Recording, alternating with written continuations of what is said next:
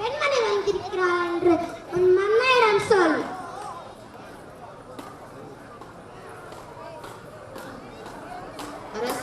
அரசே அரசே, நம் அரண்மனை வாயில் முன் அழுத கண்களோடும் தலைவரை கோத்திரனும் ஒரு பெண் வந்திருக்கிறாள். அப்படியா?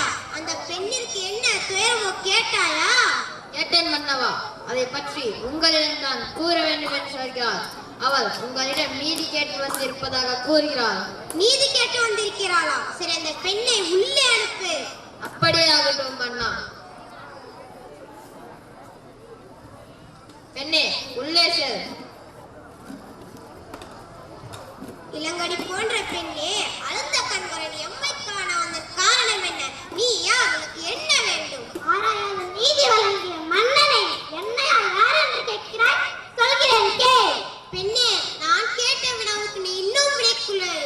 அதை விட்டு வேறு எதையோ கூறிக்கொண்டிருக்கிறாயே.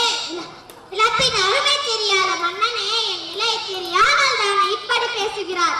நான் இதுவரை கூறிய சோழ மன்னர்களால் புகார் நகர்மையானது நூல். இவ்வூரில் பல இல்லா சிறப்புடைய புகழ் மிக்க மாசாத்தூர் மகனாகிய கோவலன்தானின் மனைவினார். ஓ, இப்போது புரிகிறது. அந்த கோவலன் மனைவியா நீ? போதும் மன்னா, என் கணவனை இகழ்வதற்கு உனக்கு என்ன தகுதி இருக்கிறது? ஊர்வில பேராளர் 100க்கு வந்த என் கணவனை அநியாயமாக கொன்று விட்டாயே, நீ செய்ய தகுமா? என்ன? போதும், நிறுத்து. கல்வன் கொல்வது கொடுங்கோல் என்று அர்த்த அறநெறியுமாகும்.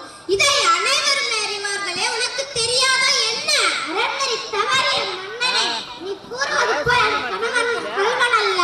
அவன் இருந்த காசலாக அரசருக்கு ரசலம். இதோ அவர் நின்னி சிறந்து என்னிடம் உள்ளது. இங்கேப்பா, என் காதலின் கடன் மாணிக்க கற்களால் ஆனது. பெண்ணே, நீ சொல்வது உண்மைதானா? உண்மையின் அரசிக்குரிய சிலம்பின் முத்துக்களானது. ஆன்றந்த அனைதனிலே அனைவருக்கும் உண்மையை தெரிவிக்கிறேன். யார் அங்கே? கோவலன் கைப்பற்ற சிலம்பை இங்கே கொண்டு வா.